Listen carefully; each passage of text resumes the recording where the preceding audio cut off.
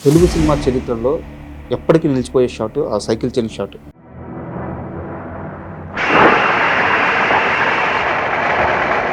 అక్కడ ఫైట్ జరగాలని తెలుసు కానీ సైకిల్ చైన్ తెంపాలని కానీ దాంతో ఫైట్ చేయాలని కానీ ఇవేవి లేవంట. అదైతే నాది అని నేను చెప్పను.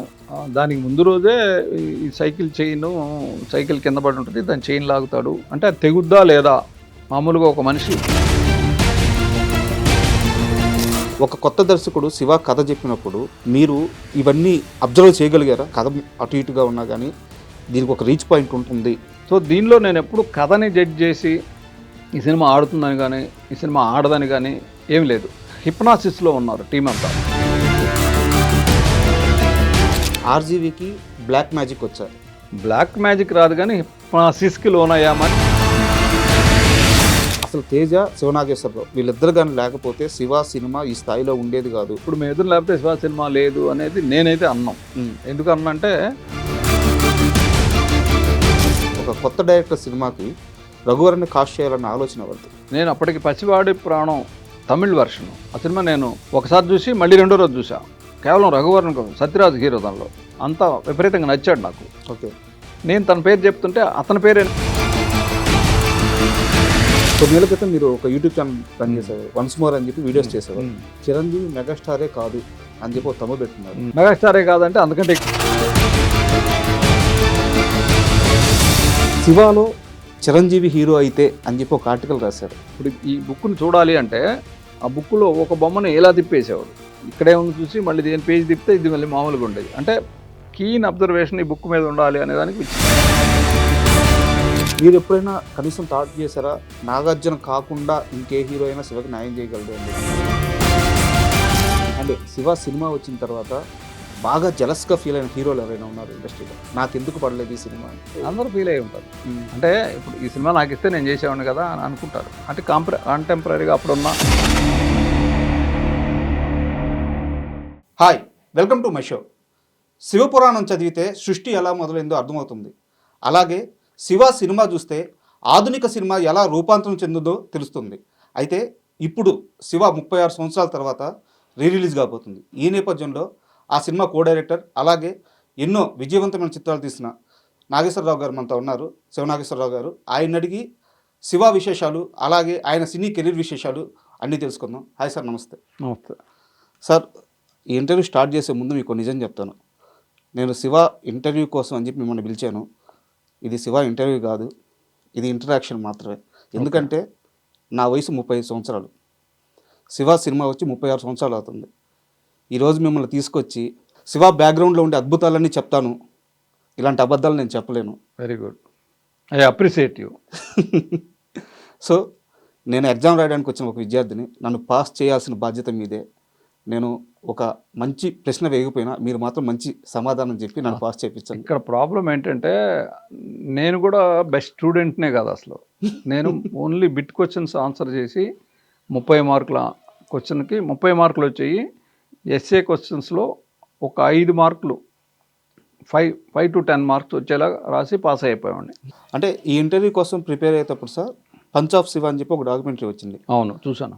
దాని కింద కామెంట్స్కి వెళ్తే ఒక కామెంట్ చదివాను, ఆర్జీవీ కన్నా శివనాగేశ్వరరావు చాలా గ్రేటు. అయ్యో, ఎందుకంటే శివనాగేశ్వరరావు హిట్ సినిమాలు తీశాడు, మంచి సినిమాలు తీశాడు, అవన్నీ చేసినందుకు కాదు ఆర్జీవీని భరించినందుకు అని చెప్పి ఒక కామెంట్ ఉంది. అది నేను పెట్టించలేదు, నెంబర్ 1. నెంబర్ 2 ఏంటంటే ఆర్జీవీని భరించడం అనేది మరి ఆ కామెంట్ పెట్టిన అతను ఎప్పుడు భరించలేకపోయాడో ఎప్పుడు భరించాడో నాకు తెలియదు. కానీ నేను ఇప్పుడు ఇంతకుముందు కూడా ఒక 20 minutes బ్యాక్ ఆయనతో మాట్లాడా. భరించలేకపోవడం అనేది ఏముంది, ఈజ్ క్వైట్ నార్మల్ అండ్ చాలా కంఫర్టబుల్గా ఉంటాను నేను. నాతో ఆయన కంఫర్ట్గా ఉంటాడు. అంటే శివ అనగానే ఆర్జీవీ గురించి మాట్లాడితే, ఆర్జీవీతో మాట్లాడితే ఆర్జీవీ వర్షన్ మాత్రమే తెలుస్తుంది.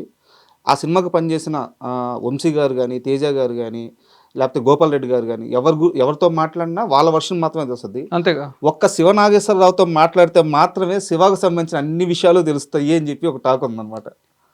ఇది రామునే ఎవరికి అంతకుముందు మన చనిపోయాడు టీఎన్ఆర్తో చెప్పాడు, శివనాగేశ్వరరావుని ఇంటర్వ్యూ చేస్తే నువ్వు మా జాతకాలన్నీ చెప్పేస్తాడు ఆయన అని చెప్పాడు. బహుశా ఆయన ఫీలింగ్ ఏంటంటే నాకు వీళ్ళందరి మీద చిన్న అవగాహన ఉండేది. సో నేను అంటే లిటరల్గా చెప్పాలంటే హెడ్ మాస్టర్ లాంటి వాడిని. సో అందుకని నాకు సెట్ వాడు ఏం చేశాడు, కాస్ట్యూమ్ వాడు ఏం చేశాడు, చిన్న ఆర్టిస్ట్ అలా చేశాడు, పెద్ద ఆర్టిస్ట్ అలా చేశాడు, ఇంక్లూడింగ్ అంటే హీరో దగ్గర నుంచి లైట్ మ్యాన్ వరకు అందరితో ఇంటరాక్షన్ ఎక్కువ నాకు ఉండేది. అది ఎన్నో అబద్ధాలు చెప్తే శివ సినిమా మొదలైంది.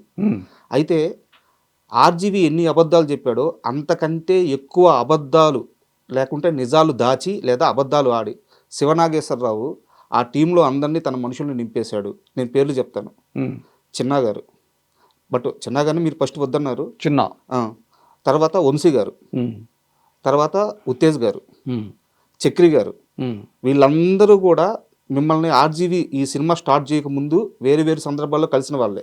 అలాగే గణేష్ పాత్రధారి, వీళ్ళందరూ కూడా మిమ్మల్ని ఇంతకుముందు కలిసిన వాళ్ళే, మీకు పరిచయం ఉన్న వాళ్ళే.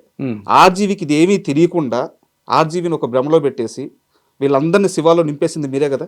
ఒక చిన్న నిజం ఉంది, కొన్ని అబద్ధాలు ఉన్నాయి. అబద్ధాలు అంటే అవాస్తవాలు. గణేష్ అనే వ్యక్తి అంటే సినిమాలో గణేష్, అతని పేరు విశ్వనాథ్.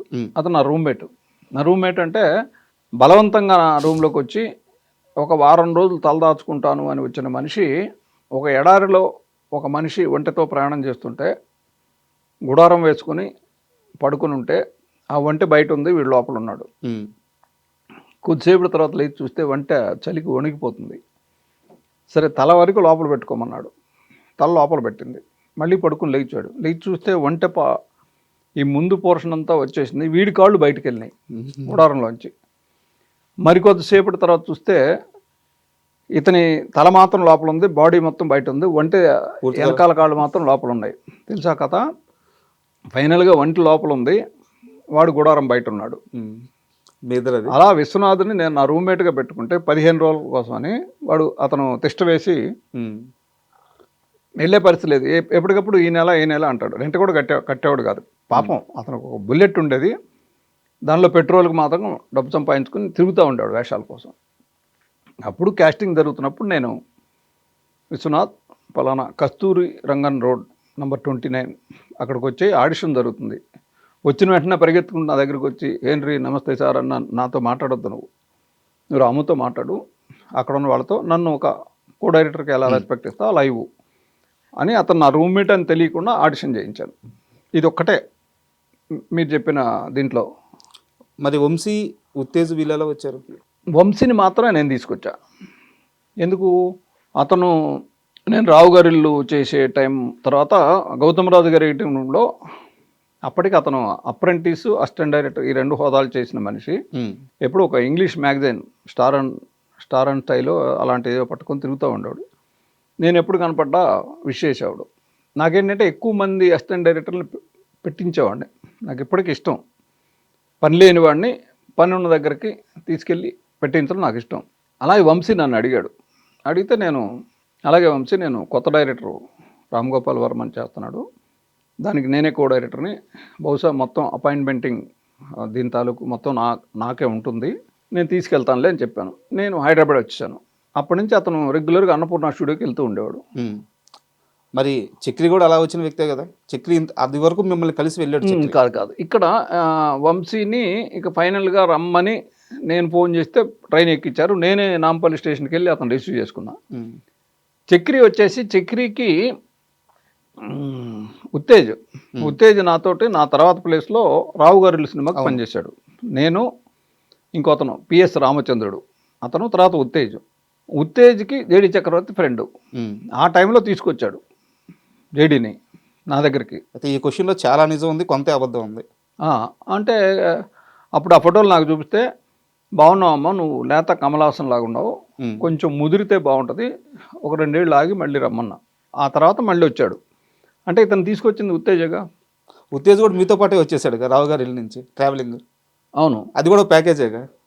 అంటే అప్పటికి రాముకు తెలుసుగా, తెలుసు. ఉత్తేజ్ రాముకు పరిచయం ఉన్నాడు కాబట్టి ఉత్తేజ్ అంటే ఓకే అన్నాడు. అంటే నేను ఎక్కడ పనిచేసినా కో డైరెక్టర్గా కింద వాళ్ళందరూ స్టాఫ్ నేను పెట్టుకుంటా. క్రాంతి కుమార్ గారి దగ్గర పనిచేసినప్పుడు ఆయన ఎవరినో రికమెండ్ చేశాడు. ఓకే, నేను మీరు పెట్టుకోమంటే పెట్టుకుంటానండి, అతనికి ఏ పని చెప్తానో నేను మీకు అతను లిస్ట్ రాసిస్తా, ఆ పనుల్లో ఏమన్నా ఇబ్బంది కలిగితే మీరు అతన్ని డైరెక్ట్గా అడగండి. నేను అతన్ని కంట్రోల్ చేయను, అతన్ని బాధ్యత నేను తీసుకోను అని చెప్పేవాడిని డైరెక్ట్గా. వద్దు నీకు ఎవరు కావాలో వాళ్ళని పెట్టుకునేవాడు. అలా పనిచేసేవాడిని నేను. ఒక్కసారి రావు గారి ఇల్లు ఆ పీరియడ్కి వెళ్దాం, ఆ సమయానికి వెళ్దాము. ఆ సినిమాకి పనిచేసేటప్పుడు మీరు కో డైరెక్టర్ అప్పటికే. రాము అనే వ్యక్తి అంటే ఆర్జీవి ఒక నిర్మాత తరపున అప్పటికే ఆ ప్రాజెక్ట్లో ఉన్న వ్యక్తో లేదంటే తర్వాత జాయిన్ అయిన వ్యక్తో అంతేనా? ఆ ప్రాజెక్ట్ బిగినింగ్ నుంచి, ఎందుకంటే అది ప్రారంభం కాకముందు నుంచి ఉన్నాడు. మల్లాది గారితో ఆ స్టోరీ తయారయ్యే దగ్గర నుంచి ఉన్నాడు. బట్ మీరు అప్పటికే కో డైరెక్టర్, చాలా సీనియర్. నేరుగా వచ్చి శివనాగేశ్వరరావు అని పేరు పెట్టి పిలిస్తే మీ రియాక్షన్ ఏంటి? అంటే అప్పటికి ఇండస్ట్రీలో కో డైరెక్టర్ని కూడా చాలా గౌరవంగా చూడాలి, చాలా సీనియర్ కాబట్టి మర్యాదిస్తారు, భయపడతారు కూడా. అలాంటిది ఒక కొత్త కుర్రోడు వచ్చి పేరు పెట్టి పిలవంగానే మీ రియాక్షన్ ఏంటి? అంటే యాక్చువల్గా తను నేను చూసింది పాముర హోటల్లో. ఇప్పుడు దీనికి వెనకాల ఏంటంటే వంశీ నా ద్వారానే వచ్చాడు. ఆల్రెడీ నేను వచ్చిన తర్వాత ఉత్తయ్య వచ్చాడు. ఉత్తయ్య తర్వాత కాస్టింగ్లో ఇతను జేడి చక్రవర్తి వచ్చాడు. తరణి గారు నన్ను అప్పుడు నేను వేరే ఎక్కడో పనిచేస్తున్నాను. నేను చాలా బిజీగా ఉండే కూడా. ఒక సినిమా అయిపోతే ముగ్గురు నన్ను పెట్టుకోవడానికి రెడీగా నేను సెలెక్ట్ చేసుకునేవాడిని. ఆ దశలో తరణి గారు, ఆయనతో నేను ఎర్లీ డేస్లో నేను అప్రెంటిస్గా పనిచేసిన సినిమాకి ఆయన కో డైరెక్టర్. ఇంకో 2 సినిమాలు చేశాను, బలిదానం, రావు గారిల్లు. సో ఆయనకి డైరెక్షన్ వచ్చినప్పుడు కంఫర్ట్గా ఉండాలంటే నాగేశ్వరం తెచ్చుకుంటే బాగుంటుందని నన్ను వెతికి ఎక్కడున్నానో పట్టుకొని నన్ను ఇలా సినిమా వచ్చింది నాగేశ్వరరావు, నువ్వు నాకు కో డైరెక్టర్గా ఉంటే బాగుంటుందంటే ఉంటాను అన్న. అయితే పాముర హోటల్కి వచ్చేయి రేపు మార్నింగ్ 205 నంబర్ ఏదో చెప్పాడు. అది బెల్లి కొడితే నాకు ఒక వ్యక్తి తలుపు తీశాడు. ఒక హవాయి స్లిప్పర్సు, జుబ్బా, దళసరి కళ్ళద్దాలు. ఎవరు అంటే నేను పలానా తరణి గారు చెప్పారు అంటే కూర్చోండి, అదే స్వీట్ రూమ్ లోపల మల్లాది గారు ఉన్నారు. మల్లాది గారు ఆయన ఉన్నారు. వాళ్ళు రెడీ అయ్యి వచ్చారు. ఈలోపు తరణి గారు వచ్చారు. అలా పరిచయం జరిగింది మా ఇద్దరికి. అక్కడి నుంచి తను నన్ను నాగేశ్వరరావు అని పిలిచేవాడు. నాగేశ్వరరావు అని పిలిచి మన భరణి కూడా ఎక్కడో చెప్తున్నాడు. కొంచెం గమ్మత్తైనది ఏంటంటే, నాగేశ్వరరావు మీరు ఇప్పుడు ఎలా వచ్చారు అంటాడు. ఇదే మాట మన భరణి చెప్పాడు. ఇప్పటికీ మీరు అని సంబోధిస్తాడు. నేను కూడా తనను మీరు అంటాను, కానీ రాము అని పిలుస్తా. దీనికి ప్రత్యేకంగా నేనేం అనుకోలేదు. ఎందుకంటే నేను చిన్న వాటికి రియాక్ట్ అవ్వను పెద్దగా. దాదాపు ఇంచుమించు నాతో ఒక 1 or 2 years అటు ఇటుగా అదే ఏజ్. సరే అతనికి అది అలవాటు కాబోదు. ఫస్ట్ టైం పిలిచినప్పుడు నాగేశ్వరరావు అని పిలిస్తే అనిపించింది, కానీ ఆ తర్వాత కొంచెం బాగా దగ్గర అయ్యాం మేము ఇద్దరం ఆ సినిమాతో. కొంచెం ఒకళ్ళకి ఇంటరాక్షన్. అప్పటికి అతను విజయ్ కలెక్టర్ గారు అబ్బాయి ఇంకో సినిమాకి సెట్లో అబ్జర్వర్, అప్రెంటిస్ కూడా కాదు, అబ్జర్వర్గా ఉన్నాడు. ఆ దశలో ఆయన చూసిన అసిస్టెంట్ డైరెక్టర్లు, కో డైరెక్టర్లు వాళ్ళకంటే ఇతనిలో కొంచెం ఎక్కువ పరిణితి, సిన్సియారిటీ,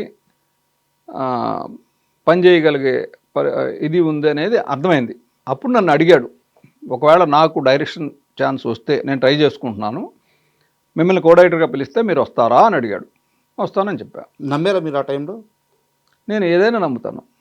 ఇప్పుడు నమ్మడం నమ్మకపోవడం, ఇప్పుడు నమ్మడం వల్ల నాకు వచ్చే నష్టం ఏం లేదు కదా. అంతే. నమ్మి దానివల్ల నేను భంగపడి ఆయన ఏదో ప్రామిస్ చేసి దాని ఏం లేదు కదా. క్యాజువల్గా ఆయన అడిగాడు, నేను ఇంకోటి ఏమన్నాడు, నీకు డబ్బులు ఎక్కువ ఇప్పిస్తా అన్నాడు. సో నేను ఏకకాలంలో ఆలోచించిందంటే డబ్బులు ఎక్కువ ఇప్పిస్తున్నాడు నెంబర్ 1. నెంబర్ 2, చేతులు కట్టుకొని ఇంతకుముందు అంటే నేను పనిచేసిన క్రాంతి గారు కానీ, లేకపోతే విజయనిర్మల గారు, సిఎస్ రావు గారు, వీళ్ళందరితో కొంచెం సబార్డినరీ ఫీలింగ్ ఉంటుంది. అది ఉండక్కర్లే ఇంతో. అలా రెండోది. మూడోది ఏంటంటే, ఇప్పుడు ఈ డైరెక్టర్ సక్సెస్ అయితే ఇంకో 3-4 ఏళ్ళు, ఇంకో 3-4 సినిమాల వరకు కంటిన్యూ అవ్వచ్చు. మాటిమాటికి డైరెక్టర్ని మార్చడం అనేది నాకు కూడా, నేను మాత్రం డైరెక్టర్. మీరు అప్పటికే క్రాంతి కుమార్ గారి దగ్గర 4 years 5 years చేసి 6 ఏళ్ళు పనిచేసి ఆయన దగ్గర ఎక్కువ కాలం పనిచేసిన కో డైరెక్టర్గా. దానికి ఏమి అవార్డులు లేవు, కానీ దానికి అవార్డు వచ్చు నాకు. అండ్ రావు గారి ఇల్లు విషయానికే వస్తే, మీ స్టేట్మెంట్కి ఆర్జీవి స్టేట్మెంట్కి పూర్తిగా అసలు సంబంధం ఉండట్లేదు, వైరుధ్యం ఉంటుంది అన్నమాట. నేను నిర్మాత మనిషిని కాబట్టి శివనాగేశ్వరరావు నాకు ఏ పని చెప్పేవాడు కాదు అని చెప్పి ఆర్జీవి ఒక స్టేట్మెంట్ ఇచ్చున్నారు. అసలు ఏ పని ఇచ్చినా ఆ పని సరిగ్గా చేయడు, ఏదన్నా వస్తువు ఇచ్చినా ఆ వస్తువు బాగొడతాడు, ఏదన్నా పని చెప్పినా పని చేయడు, కాబట్టి నేను పని ఇవ్వలేదని చెప్పి మీరు ఒక స్టేట్మెంట్ ఇచ్చున్నారు. అవును. ఈ రెండిట్లో నిజమేంటి? ఎప్పుడు కూడా నేను చెప్పింది నిజమని నేను అంటాను కదా. ఇప్పుడు ఏ మనిషి అయినా ప్రపంచంలో బోన్లో నుంచున్నవాడు వాడు చెప్పిందే నిజం అంటాడు. జడ్జి గారు ఏమనుకోవచ్చు, ఈ ప్లేడర్ ఏమన్నా అనుకోవచ్చు, ఆ అడ్వకేట్ ఏమని అనుకోవచ్చు, నేను చెప్పిందే నిజం. ఎందుకు అంటే తను సురేంద్ర గారి క్యాండిడేట్గా వచ్చాడు అనేది నాకు తెలుసు. అయితే నేను పని చేద్దాం అనుకున్న వాడిని విపరీతంగా ఎంకరేజ్ చేస్తా. ఒక సినిమాకే 3 సినిమాల పని నేర్పి పంపించగలను. మీరు ఉత్తేజన అడిగితే ఈ మాట చెప్తాడు. ఉత్తేజన మీరు ఇంటర్వ్యూ చేస్తే అతను వేరే చెప్తాడు. ఇప్పుడు ఇక్కడ రాముని నేను ఒక 3-4 రోజుల్లో అబ్జర్వ్ చేసా. అంటే ఇతను పని నేర్చుకుందామనే ఆలోచన కంటే కూడా బయట తిరగటం, అబ్జర్వేషను, రేవత్తో మాట్లాడటం, తర్వాత జయసూద గారితో మాట్లాడటం ఇలాంటివి ఎక్కువ చేసేవాడు. కాబట్టి ఒకసారో 2 సార్లు ఎడిటింగ్ రిపోర్ట్ ఇచ్చి ఓకే అని టేక్ రాయమంటే అది ఎక్కడ పెట్టాడో తెలియదు తనకి. ఇక అందుకని ఈ నమ్మదగ్గ వ్యక్తి కాదు అని నేను ఇప్పటికీ అదే చెప్తా. సురేంద్ర గారి ద్వారా వచ్చిన మనిషిగా ఒక రెస్పెక్ట్ ఉంటే ఉండుండొచ్చు. అలాగని మిగతా వాళ్ళగా నువ్వు ఇక్కడి నుంచి వెళ్ళడానికి లేదు అలా ఏమల్లా. బట్ ఇవి తర్వాత మా ఇద్దరి మధ్య సాన్నిహిత్యం పెరిగింది. అండ్ శివ విషయానికి వస్తే కథపరంగా చూసుకుంటే శివలో పెద్ద ట్విస్ట్లు అలాంటివి ఏమి ఉండవు. ఒక సింపుల్ స్టోరీ. అవును. బట్ శివలో అద్భుతం ఏంటంటే ఆ క్యారెక్టరైజేషన్, హీరో క్యారెక్టరైజేషన్ కానీ విలన్ క్యారెక్టరైజేషన్ కానీ, సో వాటిని డీల్ చేసిన విధానం కానీ, ఒక కొత్త దర్శకుడు శివ కథ చెప్పినప్పుడు మీరు ఇవన్నీ అబ్జర్వ్ చేయగలిగారా? ఈ క్యారెక్టరైజేషన్ గొప్పగా ఉంది, కథ అటు ఇటుగా ఉన్నా కానీ దీనికి ఒక రీచ్ పాయింట్ ఉంటుంది, అవన్నీ క్యాచ్ చేయగలిగారా? అస్సలు నేను కథను అబ్జర్వ్ చేయాల. ఆయన నాకు షార్ట్లతో చెప్పేవాడు. Okay. Burning tip of a cigarette అనేవాడు. Tight close burning tip of a cigarette అంటే ఒక దశలో అంటే అది ఎలా అయిపోయిందంటే వంశీ, తేజ వీళ్ళు రేపేం సీన్ అంటే పగల షూటింగ్ చేస్తూ నైట్ ఎఫెక్ట్లో ఇంకో సీను. నైట్ సీన్ ఏంటి సార్ అంటే అదే burning tip of a cigarette అమ్మా అనేవాడిని. ఇలా 4-5 సార్లు విన్న తర్వాత రాము కోపం వచ్చింది. నేచురల్ ఇంకెప్పుడు అలా అనొద్దు, దాన్ని ఇన్సల్ట్ చేస్తున్నారు మీరు అంటే. నాకు ఆ సీన్ వాళ్ళకి గుర్తుండడం కోసం ఇలా చెప్పా. అలా షార్ట్ బై షార్ట్ చెప్పేవాడు. సో దీనిలో నేను ఎప్పుడు కథని జడ్జ్ చేసి ఈ సినిమా ఆడుతుందని కానీ ఈ సినిమా ఆడదని కానీ ఏం లేదు. ఇందాక కూడా పొద్దున్న నేను తనతో మాట్లాడుతున్నప్పుడు చెప్పింది ఏంటంటే ఒక రకమైన హిప్నాసిస్లో ఉన్నారు టీం అంతా. ఒక వ్యక్తి హిప్నాసిస్ కండిషన్లో లేడు పూర్తిగా, ఒక వ్యక్తి సగం అటు ఇటుగా ఆసిలేటింగ్గా ఉన్నాడు. ఆ పూర్తిగా హిప్నటైజ్ అవ్వని మనిషి ఫైట్ మాస్టర్ రాజు. అటు ఇటుగా ఆసిలేట్ అయిన వాడిని నేనే. అది కొంతేమో ఆయన చెప్పినట్టు ఆయనకి ఏం కావాలో అది అరేంజ్ చేయగలగడం అనేది ఎక్కువ ఉండేది. ఇది కాకుండా నా లోపల ఉన్న ఎక్స్పీరియన్స్డ్ కో డైరెక్టర్ వాడు మరొక మాట చెప్పేవాడు. సో ఈ రెంటిని బ్యాలెన్స్ చేసుకుంటూ నేను పనిచేశాను. ఓకే. అండ్ రాజు మాస్టర్ గురించి ప్రస్తావన తీశారు కాబట్టి ఒకరోజు చక్రిని పక్కకు పిలిచి, చక్రి మొదటి మూవీ అది, ఇదే నీ చివరి సినిమా, ఇక నువ్వు ఇండస్ట్రీలో ఉండవు, ఈ ఫైట్లు కానీ రిలీజ్ అయితే అని చెప్పి రాజు మాస్టర్ చాలా సీరియస్ అయిపోయి అక్కడి నుంచి ఒక అసిస్టెంట్ ఇచ్చి ఆయన అక్కడి నుంచి వెళ్ళిపోయారు. నిజమేనా? అదే మరి ఇప్పుడు 36 సంవత్సరాల క్రితం ఎవడికి గుర్తుంది వాళ్ళకి గుర్తుండదు, కానీ ఇది బహుశా చక్రి చెప్పుంటే చక్రికే గుర్తుండాలి. నాకు తెలియదు, ఎందుకంటే వాళ్ళిద్దరు మాట్లాడుకున్నప్పుడు నేను లేను. ఓకే. తర్వాత వచ్చి నాకు చెప్పలేదు చక్రి. సరే, ఇంకో క్వశ్చన్ అడుగుతాను రాజు మాస్టర్ గారి గురించి. ఒకానొక టైంలో రాజు మాస్టర్ చాలా బరస్ట్ అయిపోయారు. ఒక కొత్త కుర్రాడు వచ్చి నాకేంది చెప్పేది, ఒక ఇగో లెవెల్కి వెళ్ళిపోయారు. ఇద్దరి మధ్య చాలా వాడివేడిగా నడిచింది, కానీ బట్ కూల్గా సినిమా అయితే నడిచింది, కానీ ఇద్దరికి అసలు పడలేదు అని చెప్పేసి ఒక టాక్. నిజమేనా? ఇది కొంత నిజం, కొంత సైకలాజికల్ డిఫరెన్స్ ఉంది వాళ్ళిద్దరి మధ్య. బట్ ఎప్పుడు హార్ష్గా మాట్లాడుకున్న సంఘటనలు లేవు నాకు తెలిసి. నాకు గుర్తున్నంత వరకు, ఎందుకంటే నేను లేకుండా ఒక షాట్ కూడా అంతే తీయబడలేదు. నేను అన్ని షాట్లకు ఉండేవాడిని. ఒక దశలో రాము నేను కనపడకపోతే ఎక్కడికి వెళ్ళారు నాసిరావు మీరు, నేను ప్యానిక్ అవుతాను మీరు కనపడకపోతే అనేవాడు. అంటే నేను అంత ఒకరోజు ఎప్పుడో భోజనాలు చేయడానికి 4 అసిస్టెంట్ డైరెక్టర్లని 4 కెమెరా అసిస్టెంట్లు తీసుకుని బయటికి వెళ్ళి భోంచేసి వచ్చాం. ఎందుకంటే అక్కడ చైర్లు కంఫర్టబుల్గా కూర్చోడానికి చైర్లు లేవు. అసిస్టెంట్ డైరెక్టర్లు కెమెరా అసిస్టెంట్లు వచ్చేసరికి చైర్లు అయిపోయాయి. ఇది వేరే కథ, చాలాసార్లు చెప్పా. సో ఆ 10 నిమిషాలు లేటుగా కావాలని వచ్చాం. అప్పుడు కూడా తను ఎక్కడికి వెళ్ళారు మీరు చెప్పకుండా అనేవాడు. దానిలో చిన్న ఇది ఉండేది. ఇప్పుడు రాజు మాస్టర్ విషయానికి వస్తే, రాజు మాస్టర్కి డే 1 అర్థమైపోయింది తనకేం కావాలో అదే తీసి ఇవ్వాలి అని. సురేంద్ర గారికో వెంకట గారికో చెప్పాడు, సార్ ఇది అతను రెగ్యులర్ ఫైట్ లాగా నన్ను ఏం చేయనట్లేదంటే, సరే తనకేం కావాలో అది చేసి ఇవ్వండి మీరు అన్నాడు. అప్పుడేంటి, తను హానరీగా ఒక ఫైట్ మాస్టర్గా అక్కడ ఉన్నాడు, కానీ ఈ ఫైట్ రాము ఏం కావాలో అది చెప్తూ ఉండేవాడు. ఒక అసిస్టెంట్ ఉండేవాడు రాములోని. రామును పిలిచి అరే ఆయనకి ఏం కావాలో చూడరా, ఆయనకి ఏం కావాలంటే అది చేసి పెట్టు అని కొంచెం ఆయనకి ఈ పొట్ట కొంచెం పెద్దగా ఉంటుంది. అక్కడ ఉన్న అంబాసిడర్ కారు వైపు పొట్టని దాని మీద ఆనించి అడుదిరిగి నుంచునేవాడు. షార్ట్ మేము ఎటు తీస్తూ ఉండేవాడు. ఇంతకుమించి వైల్డ్గా రియాక్ట్ అయ్యి ఒకళ్ళనొకళ్ళు దూషించుకొని లేకపోతే పరుషంగా మాట్లాడుకొని ఏ సందర్భం లేదు. నమ్మకం లేదు అతనికి, ఈ సినిమా ఆడదు అని ఆయన ఫిక్స్ అయిపోయాడు. రాముల్ని అప్పచెప్పి అతనికి ఏం కావాలంటే అది తీసివు. వర్క్ ఎథిక్ ప్రకారం అక్కడైతే ఉన్నారు కానీ ఉన్నాడు అంతే, బాడీ ప్రెజెన్స్ అంతే. అండ్ ఇంకోటి ఏంటంటే ఆయనకి ఇదంతా కొత్త కూడా. ఇప్పుడు రాజు మాస్టర్గా విడిగా నేను చెప్పాలంటే అప్పుడున్న ఫైట్ మాస్టర్లో one of the best fight master అంతే. ఎందుకు అంటే డైరెక్టర్ కానీ ప్రొడ్యూసర్ కానీ లేకపోతే వాళ్ళిద్దరూ అనుకోను కానీ ఈ ఫైట్ నాకు 150 ఫీట్లో కావాలంటే అంతే లెంగ్త్లో తీసిచ్చేవాడు. ఒకరోజు అంటే ఒక రోజులోనే ఫైట్ తీసి ఎడిట్ చేసి ఇచ్చేవాడు. అంత రెప్యుటేషన్ ఉన్న మాస్టర్. సో ఇక్కడికి వచ్చరికి పూర్తిగా ఆయన శైలి కాదు, భిన్నం అది. అండ్ ఒక స్ట్రైట్ క్వశ్చన్, ఆర్జీవీకి బ్లాక్ మ్యాజిక్ వచ్చా? బ్లాక్ మ్యాజిక్ రాదు కానీ హిప్నాటిజం వచ్చేమో అని మేము హిప్నాసిస్కి లోనయ్యామని అంటున్నా. నేను అవ్వలేదు, పూర్తిగా అవ్వలేదు. రాజు మాస్టర్ అసలు అవలా, మిగతా అందరూ అయ్యారు, ఇంక్లూడింగ్ నాగార్జున. బేసిక్గా ఫండమెంటల్గా తెలియకుండా రాలేదు. ఎందుకంటే తను అంతకుముందు కలెక్టర్ గారు అబ్బాయి షూటింగ్లో ఉన్నాడు, విజయ్ అనే సినిమా షూటింగ్లో ఉన్నాడు, రావు గారి సినిమా. అంటే ఈ 3 సినిమాల్లో తను కనుక అబ్జర్వ్ చేసి ఉంటే షాట్ ఎలా జరుగుతుంది, షాట్ చెప్పినప్పుడు డైరెక్టర్ ఎలా చెప్పాలి, ఏం చెప్పాలి అనేది ఇవేవి తను బ్రెయిన్లోకి తీసుకోవాలా.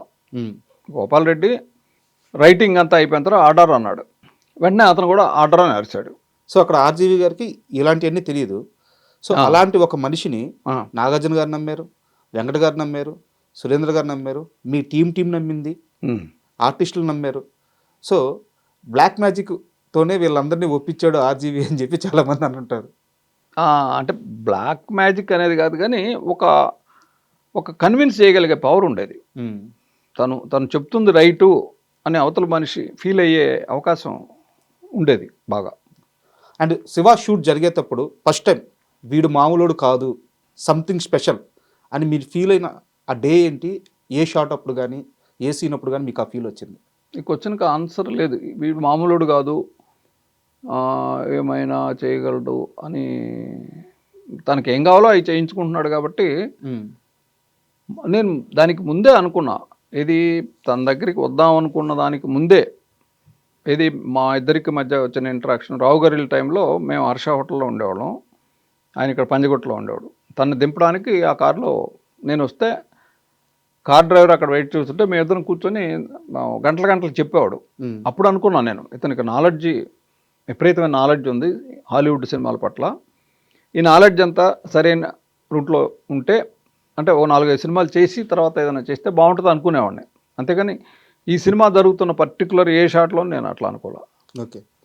అండ్ రఘువరన్ భవానీ క్యారెక్టర్ విషయానికి వస్తే అప్పటి వరకు రఘువరన్ గారు చేసే క్యారెక్టర్స్ వేరే విధంగా ఉండేవి. అంటే చాలా తక్కువ డేస్ షూట్ ఉండేవి, బిజీగానే ఉండేవారు, బట్ ఇంపాక్ట్ ఉండే రోల్స్లో కనిపించేవారు కాదు. పైగా అదే సమయానికి ఆయన మీద కొన్ని ఆరోపణలు కూడా ఉన్నాయి, కొంచెం డ్రగ్స్ ఆరోపణలు ఉన్నాయి, అండ్ టైమింగ్ విషయంలో ఆరోపణలు ఉన్నాయి. ఒక కొత్త డైరెక్టర్ సినిమాకి రఘువరన్ని కాస్ట్ చేయాలన్న ఆలోచన వద్దు. సైమల్టేనియస్గా ఇద్దరికి వచ్చింది. నేను అప్పటికి పసివాడి ప్రాణం తమిళ్ వెర్షను, పూవిళి వాసలిలే ఆ సినిమా నేను ఒకసారి చూసి మళ్ళీ రెండో రోజు చూసా. కేవలం రఘువరన్, సత్యరాజ్ హీరో. దానిలో అంతా విపరీతంగా నచ్చాడు నాకు. ఓకే. నేను తన పేరు చెప్తుంటే అతని పేరే నేను అనుకుంటున్నాను నాగేశ్వరరావు అన్నాడు. సో ఫెంటాస్టిక్గా ఉంటాడు అని అంటే వాళ్ళ తమ్ముడిని పిలిపించి, వాడి పేరు సురేష్, అతని డేట్లు కూడా సరిగా అడ్జస్ట్ అవ్వలేదు. ఇప్పుడు అతనికి ఈ నేపథ్యం ఉంది, ఏది కొంచెం ఎక్సెంట్రిక్ మనిషి, డ్రగ్స్ అలాంటివి ఉన్నాయని తెలుసు. మా శివ షూటింగ్ టైంలో కూడా కొంత ఉండేది అది. ఓకే. హిందీ సినిమాకి వచ్చేసరికి అది ఇంకొంచెం ఎక్కువైనట్టుంది. నేను లేను హిందీ సినిమాకి. అండ్ శివ సినిమాకి ఎక్కువ సమయం పట్టింది ఏంటంటే లైటింగ్ చాలా పర్టికులర్గా ఉంటుంది లైటింగ్. సో దానికోసం ఎలాంటి జాగ్రత్తలు తీసుకున్నారు? ఎక్కువ సమయం ఏం పట్ల. గోపాల్ రెడ్డి గారికి చాలా క్రిస్టల్ క్లియర్ ఐడియా ఉంది. అప్పటికి తాను చాలా సీనియర్ మోస్ట్ కెమెరామెన్. రాముతో చెప్పా, గోపాల్ రెడ్డి వద్దు రాము, మీరు వేరే ఇంకో పేరు చెప్పా, హరి హనుమాన్ పేరు చెప్పా. ఎందుకు అలా చెప్పానంటే గోపాల్ రెడ్డి గారు ఎంత బిజీ అంటే కొబ్బరికాయకు వస్తాడు, గుమ్మడికాయకు రాడు. కొబ్బరికాయకి వస్తాడు, గుమ్మడికాయకి వస్తాడు, మధ్యలో రాడు. అంత బిజీ ఆయన. అందుకని మరి షార్ట్ బై షార్ట్ నువ్వే ఆయనే ఉండాలనుకుంటున్నావు కాబట్టి మరి ఉండలేరేమో అన్నా. లేదు నేను మాట్లాడుకుంటాను, గోపాల్ రెడ్డి మన కెమెరామెన్. ఇంకోటి ఏంటి, అప్పటికి గోపాల్ రెడ్డి గారి మీద ఉన్న ఒక అద్భుతమైన ఫీలింగ్ అంటే ఫస్ట్ డైరెక్ట్ ఎవరైనా సరే గోపాల్ రెడ్డి గారు అయితే ఆ సినిమా హిట్. అది రాము సెంటిమెంట్లు నేను నమ్మడు, కానీ అంత కంఫర్ట్ జోన్లో ఉంచుతాడు డైరెక్టర్ని. చాలా కష్టపడతాడు ఆయన ఒక డైరెక్టర్గా, ఫోటోగ్రాఫర్గా. ఇక్కడ ఆ లైటింగ్ చేసేటప్పుడు, ఇందాక లైటింగ్ ప్యాటర్న్ గురించి అడిగినప్పుడు, మేము వేరే చోట షూటింగ్ చేసి అన్నపూర్ణ స్టూడియోలో ఒక ఓపెన్ ఏరియా ఉంటుంది 2 ఫ్లోర్ల మధ్య, అక్కడ ఒక చిన్న సారాయి కొట్టు లాంటిది వేసి దాన్ని చేసాం. అది మ్యాక్సిమం 10 మినిట్స్లో లైటప్ చేసాడు. చాలా అద్భుతంగా ఉంటుంది ఆ షాట్.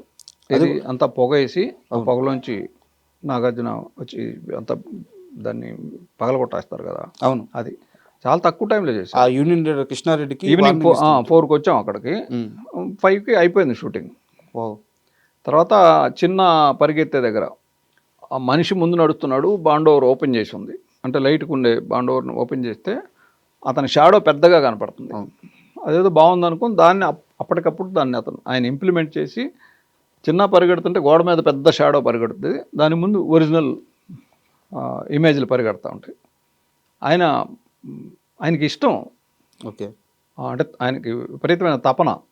అండ్ చిన్న అదే ఫైట్లో పరిగెత్తేటప్పుడు చూడకుండానే ఆ స్తంభాన్ని రియలిస్టిక్గా గుద్దుకోవాలని చెప్పి చెప్పారట. అవును, చాలా ఇంజురీస్ కూడా అయినాయి అని చెప్పి చెప్పారు. చిన్న తగిలింది అంటే దాన్ని వెనక్కి తిరిగి చూస్తూ వచ్చేలోపు అది వచ్చేయాలి, ఈలోపు కెమెరా బ్యాక్ అవ్వాలి. అక్కడ పోల్ ఉన్నట్టు తెలియకూడదు ఆడియన్స్కి. సడన్గా ఆ జర్క్ ఫీల్ అయ్యారు. అండ్ ఈ సైకిల్ చేజింగ్ సీన్ ఇప్పుడు చూస్తున్నా కానీ అది ఒక రకమైన టెన్షన్గా ఉంటుంది. ఆ పాప కళ్ళల్లో కూడా భయం కనిపిస్తూ ఉంటుంది ఇప్పటికీ. ఆ క్లోజ్ షాట్ పెట్టినప్పుడు చాలా స్పీడ్గా ఒక కారు వెళ్ళినంత వేగంగా అంతా రియలిస్టిక్గా తీశారంట. నాగార్జున గారిని ఎలా ఒప్పించారు? నాగార్జునకి ఏ విధమైన భయం లేదు ఫస్ట్. ఇప్పుడు హీరోల్లో ఫస్ట్ సినిమా చేసే హీరో కూడా చేయడు. ఎందుకంటే ఒక రకమైన వెర్రి అంటారు తమిళ్లో. అయితే తెలుగులో ఒక ఎమోషన్, ఆ ఎమోషన్నే డ్రైవ్ చేస్తూ ఉంటుంది. నాగార్జున బలంగా నమ్మాడు ఈ సినిమా రాముకి ఏం కావాలంటే అది చేద్దామని. ఒక జిప్సీని పట్టుకొని దాని స్పీడ్తో సైకిల్ని, తన తొక్కే సైకిల్ని హ్యాండిల్ ఆపడం అనేది చాలా కష్టం. అంతే కదా. ఇంకోటి ఆ సైకిల్ ఈ ముందు బార్ మీద అమ్మాయి కూర్చుని ఉంది, అంటే వెయిట్ పెరిగింది. అయినా కూడా అంటే ఒక్క సెకండ్ కనుక అటు ఇటు అయితే నాగార్జున పడిపోవడం, అమ్మాయి పడిపోవడం చాలా ప్రమాదం జరిగేది. బేగంపేట బ్రిడ్జి మీద తీసాం అది. ఇప్పుడు వాళ్ళిద్దరు క్లోజులు కనుక చూస్తే ఇంక మళ్ళీ నాకు తెలిసి అలాంటి సీక్వెన్స్ ఎక్కడ రాలేదు తెలుగులో వరకు. అది రియలిస్టిక్గా చేసాం కాబట్టి వచ్చింది అది. అండ్ తనిఖీలబర్ని గారి విషయానికి వస్తే స్క్రిప్ట్ డైలాగ్ అప్పుడు ఆయన బౌండరీ స్క్రిప్ట్ పంపించే విధానంలో తేడా వచ్చి తనిఖీలబర్ని గారి మీద రాము అలిగాడు అని చెప్పి తెలిసింది. అలాంటి అలిగిన మనిషిని తీసుకొచ్చి నానాజీ క్యారెక్టర్ ఇవ్వడానికి కారణం ఏంటి? మళ్ళీ అంటనే ఆ డిసిషన్ చేంజ్ చేసుకొని అతనితో మళ్ళీ ట్రావెలింగ్ ఓకే ఇవ్వడానికి. రాముకి ఏ ఫీలింగ్ కూడా పర్మనెంట్గా ఉండదు. ఓకే, ఇప్పుడు ఈ మనిషి నచ్చాడు అంటే ఈ నచ్చిన ఫీలింగ్ జీవితాంతం ఉండదు. ఈ మనిషి నచ్చలేదు అంటే నచ్చని ఫీలింగ్ ఉండదు, టెంపరీ అన్నీ. అయితే అక్కడ ఏం జరిగిందంటే భరణి చాలా బిజీగా ఉండే రైటర్ భరణి. అప్పుడేంటి తను రీడింగ్ ఇస్తాను అంటే రీడింగ్ అక్కర్లేదు, నాకు స్క్రిప్ట్ పంపించేయండి అన్నాడు. స్క్రిప్ట్ పంపించేయండి అంటే తను రీడింగ్ ఇస్తే అక్కడ రాసిన దానికంటే భిన్నంగా చదవగలడు. ఎక్స్టెంపోర్లో కొత్త మాట వస్తుంది. సో అలా ఇవన్నీ మళ్ళీ ఒకసారి చూసుకొని చెక్ చేసుకొని అన్నపూర్ణ స్టూడియోకి పంపించాడు. ఎవరితో అది సివిఎల్ నరసింహారావు లేకపోతే పుచ్చా రామకృష్ణ, ఈ ఇద్దరిలో మళ్ళీ క్వశ్చన్ మార్క్ ఉంటుంది. ఒక్కొక్కరికి ఒక్కో రకం వారే చెప్పారు, తనిఖీలబర్ని గారే చెప్పారు. సివిఎల్ కానీ పుచ్చా రామకృష్ణ అని ఉండేవాడు భరణికి అసిస్టెంట్గా. బహుశా సివిఎల్ అయి ఉండొచ్చు. తను చెన్నై వెళ్ళిపోతూ అన్నపూర్ణ స్టూడియోలో వాచ్మెన్కి ఇచ్చాడు శివ స్క్రిప్ట్. దానికి రాము కొంచెం ఫీల్ అయ్యాడు. ఫీల్ అయిన తర్వాత మళ్ళీ భరణితో మాట్లాడుతూ భరణిని కలిసినప్పుడు ఒక గెటప్ అంటే నేను ఇలా అనుకుంటున్నానంటే, అయితే ఒక్క నిమిషం ఉన్నాయని తను భరణి డ్రెస్ తెప్పించుకొని వేసుకొని ఒక పాను వేసుకొని ఇలా ఉంటాడు నానాజీగా చూడంగానే ఫెంటాస్టిక్ ఓకే అని అతను అప్పుడు ఫిక్స్ చేశారు. భరణి గారి రియాక్షన్ ఏంటంటే, మీకు అప్పటికి భరణి గారితో ట్రావెల్ ఉంది కదా, చాలా క్లోజ్ భరణి. అంటే అప్పటికి నేను మా సినిమాలకి గౌతమి కాదు శారదాంబక ఆయన రైటరు, దాంట్లో వేషం కూడా చేశాడు. మొన్న అడుగుతున్నాడు రాము గారు నన్ను, భరణికి ఇదే కదా ఫస్ట్ అంటే లేదు, అప్పుడు చాలా సినిమాలు చేశాడు. కనక మహాలక్ష్మి, లేడీస్ టైలర్, మా సినిమా గౌతమి క్రాంతి కుమార్ గారిది, ఇంకా వేరే సినిమాలు కూడా చేశాడు. సో తనకు తెలిసిన భరణి ఇదే సినిమాలో చేశాడని అనుకుంటున్నాడు. ఇక్కడ డిఫరెన్స్లు వస్తూ ఉంటాయి. అండ్ నా డౌట్ ఏంటంటే సినిమా షూట్ అయ్యేటప్పుడు బర్నీ మీ దగ్గరికి వచ్చి ఆర్జీవి పనితీరు మీద కానీ ఈ సినిమా వెళ్తున్న విధానం మీద కానీ ఎప్పుడైనా డిస్కషన్ చేశారా? ఎప్పుడైనా డిస్కషన్ అంటే నేను నేను నేను రెగ్యులర్గా మాట్లాడే ఇంగ్లీష్ మీడియం అమ్మా మనకెందుకు అనేవాడిని. అంటే భరణి కూడా మొన్న ఎక్కడో చెప్పాడు, ఇంగ్లీష్ మీడియం అంటే ఏంటంటే జనరల్గా అప్పటికి తెలుగులో అసిస్టెంట్ డైరెక్టర్లు అందరూ కూడా తెలుగులో మాట్లాడుతూ తెలుగు గురించి కొంచెం అయినా ఇంగ్లీషు మాట్లాడటం అది ఉండేది. మీ వాడు ఒక టైప్ అయ్యా చూడాలి అనేవాడు. తనకేం కావాలో అది తీయించుకునే ఇది మాత్రం ఉంది అనేవాడు. తర్వాత రాము అంటే భరణి కూడా రెస్పెక్ట్, భరణి అంటే రాముకు కూడా రెస్పెక్ట్. ఓకే, తెలుగు సినిమా చరిత్రలో ఎప్పటికీ నిలిచిపోయే షాట్ ఆ సైకిల్ చైన్ షాట్. బట్ నిజం చెప్పాలంటే ఒకరోజు ముందు వరకు అసలు ఆ సీనే కన్జ్యూమ్ చేయలేదంట, స్క్రిప్ట్లో కూడా లేదంట. అక్కడ ఫైట్ జరగాలని తెలుసు కానీ సైకిల్ చైన్ తెంపాలని కానీ దాంతో ఫైట్ చేయాలని కానీ ఇవేవి లేవంట. సో సడన్గా థాట్ ఎవరికి వచ్చింది, ఎలా క్రియేట్ చేశారు? అదైతే నాది అని నేను చెప్పను. దానికి ముందు రోజే ఈ సైకిల్ కింద పడి ఉంటుంది, దాని చైన్ లాగుతాడు అంటే అది తెగుద్దా లేదా, మామూలుగా ఒక మనిషి హ్యూమన్లీ పాసిబిలిటీ ఉందా లేదా అనే ఆలోచన ఈ డిస్కషన్లు అన్నీ జరిగినాయి. అయితే ఈ సైకిల్ చైన్ తెగేటప్పటికీ శివ క్యారెక్టర్ మీద విపరీతమైన ఇది ఉంది, ఒక సింపతి. అవును, ఇతను వాళ్ళని కొట్టాలి ఇప్పుడు అనే ఒక దశ ఉంది. ఇప్పుడు అంటే కంపారిజన్ కాదు, తర్వాత ఎప్పుడో వచ్చిన భాష అనే సినిమాలో రజనీకాంత్ విలన్ని కొట్టకపోతే ఆడిటోరియంలో కూర్చున్న ఆడియన్స్ వెళ్ళి రజనీకాంత్ను కొట్టే పరిస్థితి ఆ మూడ్ క్రియేట్ అయి ఉంటుంది వచ్చింది. సో ఇక్కడ కూడా అదే మూడ్ వచ్చింది. అవును.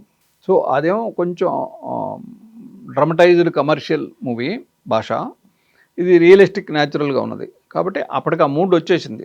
అది లాగిన వెంటనే ఇది లాగితే తెగుద్దా తెగదా చేయి తెగుద్దా ఈ ఎవడో ఆలోచించలేదు. ఆలోచించుంటే సినిమా ఆడేది కాదు. అంటే అప్పట్లో ఆ సీన్ క్రియేట్ చేసిన ఇంపాక్ట్ ఎలా ఉండేదంటే కాలేజీల్లో చాలా మంది స్టూడెంట్స్ సైకిల్ చైన్లు పెట్టుకొని అవును ఆ చేతికి అది పెట్టుకొని వేలం వెర్రిగా అలా తిరిగేవాళ్ళంట. సో దాని గురించి ఎప్పుడైనా డిస్కస్ చేసుకున్నారా మీరు కానీ రాము కానీ? దానికి ముందు రోజు అనుకున్నాము తెగుద్దా తెగుద్దా. నాగార్జున కూడా కొంత డౌట్ ఉంది, ఇలా లాగితే తెగుద్దా అంటే మామూలుగా అయితే లాగితే కాదు, 10 రోజులు ట్రై చేసినా తెగదు. బట్ అయినా అది చేసాడు.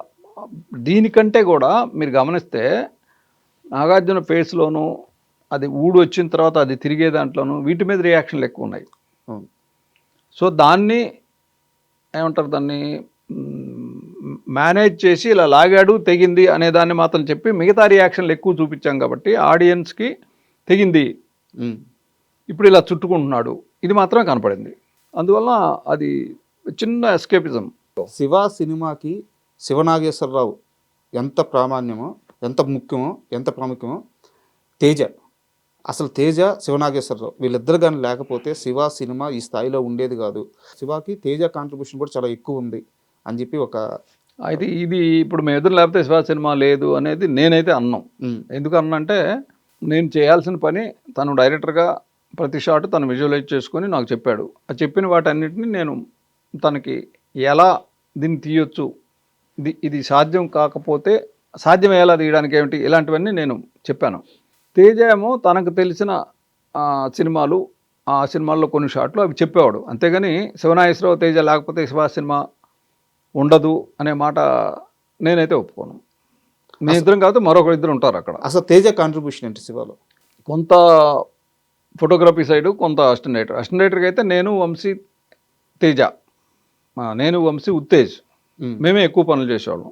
అతను ఓన్లీ లిస్టులు ఇస్తే ఆ లిస్టులను పేరు కాపీ చేసి అందరికి డిస్ట్రిబ్యూట్ చేయడం, నెక్స్ట్ డే షూట్కి ఇలా ఉండేది. రాముతో ఇంటరాక్షన్ ఎక్కువ ఉండేది తనకి. ఓకే, ఆ పోస్టర్ డిజైనింగ్స్ కూడా తేజ ఇన్పుట్స్ చాలా ఉన్నాయని చెప్పేసి అంటారు. అది ఈశ్వర్ గారు చేశారు. అంటే రెగ్యులర్గా డిజైన్ చేయించడానికి తేజ వెళ్తుండేవాడు. ఓకే, ఒకరోజు నేను తేజ కలిసి వెళ్ళాం ఈశ్వర్ గారి దగ్గరికి. ఈలోపు డబ్బింగ్ జరుగుతుంది సురేష్ మహల్లో. నేను వచ్చేలోపు వేరే ఒక ఆర్టిస్ట్ని, ఇది మళ్ళీ ఎటో వెళ్ళిపోతుంది, ఒక ఆర్టిస్ట్తో చెప్పిస్తున్నాడు డబ్బింగ్. అదేంటి రాము, ఆ సీను ఇంకో 2-3 సీన్లు వస్తాయి అతనికి, ఇతను అంత క్యాపబుల్ కాదు అని చెప్పాను. లేదు ఫెంటాస్టిక్గా ఉంది ఆ వాయిస్, ఈ క్యారెక్టర్కి ఆ వాయిసే బాగుంటుంది అన్నాడు. అంటే ఇంకో 2 సీన్లు ఉన్నాయి. ఇంకో మాట అన్నాడు రాము, అదే నేను కొంచెం హర్ట్ అయ్యాను. మీ అసిస్టెంట్ డైరెక్టర్లు అందరూ పొల్యూట్ అయిపోతారు, ఓకే, ఒకడి మీద బలంగా ముద్ర వేసి గాడు పనికిరాడని ఫిక్స్ అవుతారు. లేదు చాలా బాగుందని అంత చెప్పించాడు.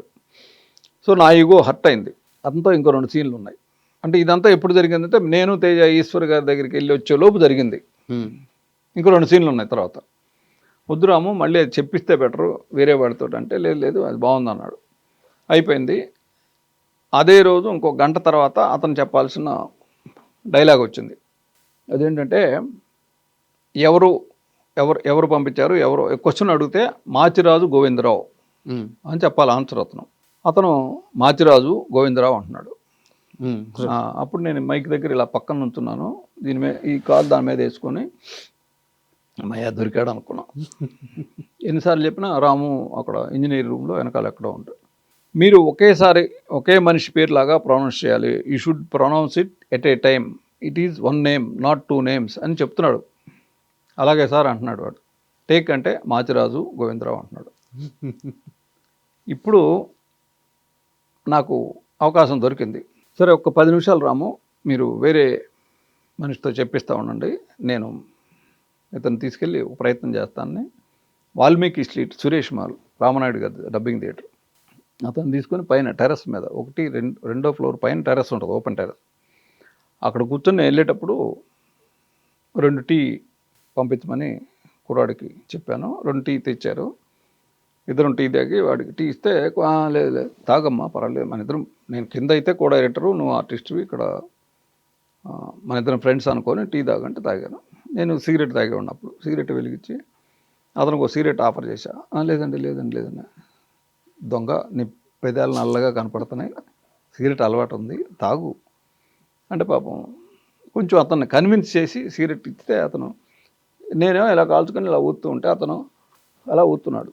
ఇప్పుడు అతన్ని మీదే ఊరు, ఏం చేస్తుంటారు, మీ ఫాదర్ ఏంటి, మదర్ ఏంటి, కొన్ని వివరాలు మామూలుగా. అంటే అతన్ని నేను కంఫర్ట్ జోన్లోకి తీసుకెళ్ళి నాగేశ్వరరావు నేను ఈక్వలే అనే దశ అతను కల్పించి, సడన్గా నేను ఇప్పుడు కొన్ని పేర్లు చెప్తానమ్మా నీకు, ఆ పేర్లు మళ్ళీ రిపీట్ చేస్తావా, గ్యాప్ లేకుండా చెప్పాలి. చెప్తాను సార్ అన్న. మిక్కిలినేని రాధాకృష్ణమూర్తి, నాగండ్ల శివనాగేశ్వరరావు, నందమూరి తారక రామారావు, ఇంకో 2-3 పేర్లు చెప్పి, ధూళిపాళ వెంకటరామయ్య, మాచిరాజు గోవిందరావు అన్నాడు. రామ్మ మైక్ దగ్గర కానీ పరిగెత్తుకుంటూ కిందకి తీసుకొచ్చి, రెడీ రాము టేక్ అంటే మైక్ దగ్గర నుంచి పెట్టి టేక్ అంటే మాచిరాజు గోవిందరావు అని చెప్పేశాడు. ఓకే, ఫెంటాస్టిక్, ఓకే అన్నాడు. ఈవినింగ్ అడిగాడు రాము నన్ను, ఎలా చెప్పించారు అన్నాడు. రాము అది ట్రేడ్ సీక్రెట్, అది కూడా నీకు తెలిస్తే నా అవసరం ఉండదు ఇంకా నీకు, అందుకని నేను చెప్పనన్నా. మళ్ళీ తర్వాత చెప్పా, అంటే ఇప్పుడు ఏదైనా ఒకటే స్థితి ఎక్కువసేపు ఒక మనిషికి ఉండదు అని చెప్పా కదా ఇందాక. ఎనిమి కానీ ఫ్రెండ్ కానీ శాశ్వతంగా ఉండరు అసలు. అదే నేను చెప్పాను, అతని బ్రెయిన్ ఘనీభవించింది, దాన్ని కొంచెం బ్రేక్ చేయాలి మనం, చేస్తే దాంట్లోంచి అతను బయటికి తీసుకొస్తే చెప్పగలడు. అలా చేసి ఇలా చేశానని చెప్పాను. గుడ్ ఐడియా, ఫెంటాస్టిక్ అన్నాడు. ఇలాంటి చాలా జరిగి ఉన్నాయి. ఈ షూటింగ్ టైంలో మీరు చెప్పిన ఆర్జీబీ వినకుండా దానికి ముందుకెళ్ళిపోయి తర్వాత మీరు చెప్పిందే నిజమైన సందర్భాలు ఇంకేమున్నాయి? గణేష్ డైలాగ్ ఒకటి, ఆగో నేను మాట్లాడుతున్నానుగా అనేది, అది 3 షెడ్యూల్స్లోనూ 3 సార్లు ట్రై చేసాం. రాము అంతకంటే చేయలేడు అతను లిమిటెడ్ టాలెంట్. ఆ లిమిటెడ్ టాలెంట్కి ఏదో వేరే చెప్పేవాడిని, ప్లేట్ మీల్స్ ఫుల్ మీల్స్ అని. ఫుల్ మీల్స్ అంటే మనం ఎంత తింటే అంత పెడతాడు, ప్లేట్ మీల్స్ అంటే వాడు ఏం పెట్టాడు అది తినాలి. ఈ ఆర్టిస్ట్ కూడా అంతేను, వాడు ఏమి ఇచ్చాడో అది తీసుకోవాలి మనం. అంటే కాదు అని మళ్ళీ నెక్స్ట్ షెడ్యూల్, ఇక లాస్ట్ డే ఈ షూటింగ్ అయిపోవస్తుందనే షెడ్యూల్లో అప్పటికి నేను ఇక అతని మీద పక్కకు పిలిచి, అరే నువ్వు మనిషివా పశువా, కడుపుకు ఆనందం తింటున్నావు గడ్డి తింటున్నావు అని నేను చాలా బీభత్సంగా తిట్టేశా. మైక్లో చెప్పకూడదని బూతులు తిట్టా. విశ్వనాథ్ నా ఫేస్ ఎలా ఉంది, ఇదా సార్ నేను చేస్తాను సార్ అనేవాడు. వెళ్ళి మళ్ళీ ఆగు నేను మాట్లాడుతున్నానుగా అనేవాడు. సో ముందేమనుకున్నాం ఆ టేకే ఉంది. ఫైనల్గా ఉన్న టేక్లో ఫేస్ ఎక్స్ప్రెషన్ కూడా లేదనుకుంటాను, ఫేస్ ఉండదు, సైడ్ ప్రొఫైల్ ఉండదు. ఇంకో 100 టేకులు తీసినా ఉండదు. కృషితో నాస్తి దుర్భిక్షం అని మనకు చిన్నప్పుడు నేర్పారు. ఇప్పుడు ఇలాంటి సంఘటనలు అప్పుడు అంటే కృషితో జాస్తి దుర్భిక్షం అంటాం. అది ఇది చాలా సందర్భాల్లో చాలా మందికి జరుగుతూ ఉంటుంది. సార్ ఫైనల్గా శివాకి బడ్జెట్ ఎంత అయింది, ఎంత కలెక్ట్ చేసింది? బడ్జెట్లు అంటే నాకు తెలియదు. బడ్జెట్లు 55 రోజులు బడ్జెట్ షూటింగ్ షెడ్యూల్ ప్లాన్ చేసాం. 53వ రోజు అయిపోయింది షూటింగ్. ఓకే. అంతవరకు నేను చెప్పగలను. మరి దానికి ఎంత కలెక్ట్ చేసింది అంటే అనేది నాకు ఆ ఫిగర్స్ తెలీదు. అది వేస్టేజ్ లేదు అసలు. ఒక షాట్ కూడా వేస్టేజ్ అనేది లేదు. ఏం కావాలో అదే తీసాం. 36 సంవత్సరాల తర్వాత ఇప్పుడు శివ రిలీజ్ కాబోతుంది. ఇప్పుడు మీరందరూ దానికి ప్రత్యక్షంగా చూసిన మనుషులు, ఆ సినిమా విజయాన్ని కానీ తీసిన వ్యక్తులు, మీ తరమంతా చూసిన వ్యక్తులు. మేము వాటి గురించి కథలు కథలుగా చదువుకొని కథలు కథలుగా విని మేము సినిమా చూసిన వాళ్ళం. ఇప్పుడు జంజి వీళ్ళకి శివ కొంచెం కొత్త. సో ఇప్పుడు తరానికి శివ సినిమా గురించి రేపు రిలీజ్కి వెళ్ళబోతున్నప్పుడు ఏం చెప్తారు వాళ్ళకి? ఏ తరానికైనా మనం ఏం చెప్పక్కర్లేదండి. మనం ఏమడుగుతాం, సినిమా చూడండి బాబు అని అడుగుతాం. దాన్ని రకరకాల మాధ్యమాల్లో ట్రై చేస్తాం, రకరకాల బయట్లు ఇవన్నీ చేస్తాం. సో వచ్చి వాడు చూసిన వాడు అతను ఏం చెప్తాడు అనేది 14th తర్వాత 15th 16thలో తెలుసుద్ది. నాకు తెలిసి అందరికి నచ్చుద్ది అనుకుంటున్నా. ఎందుకు అనుకుంటున్నానంటే ఇప్పుడు చూస్తున్న సినిమాలు కమర్షియలైజ్డ్, డ్రమటైజ్డ్, అంటే కొడితే 10 మంది గాల్లో లెగిసి అక్కడే మళ్ళీ ఫ్రీజ్ అయ్యి మళ్ళీ ఎట్టంటే హీరో కింద పడిపోయి ఈ దశలో నుంచి ఒక రియలిస్టిక్ ఫైట్లు, చాలా రియలిస్టిక్గా ఉన్న సీన్లు కూడా చాలా తక్కువ లెంగ్త్లు ఉంటాయి. అవసరమైనంత మాత్రమే మాట్లాడతారు. చాలా ఎక్కువ షాట్లు ఉంటాయి, పేజీలు డైలాగులు ఉండవు. సో దీన్ని చూసి చాలా కొత్తగా ఫీల్ అవుతారు, బాగా ఎంజాయ్ చేస్తారు, నచ్చుద్దని నేను అనుకుంటున్నాను. అంటే ఇళయరాజా గారు అప్పటి వరకు చేసిన సినిమాలు వేరు. ఒక్క మణిరత్నం గారి సినిమాల్లో మాత్రమే బ్యాక్గ్రౌండ్లో ఆ సెన్సిబిలిటీ కనిపించేది.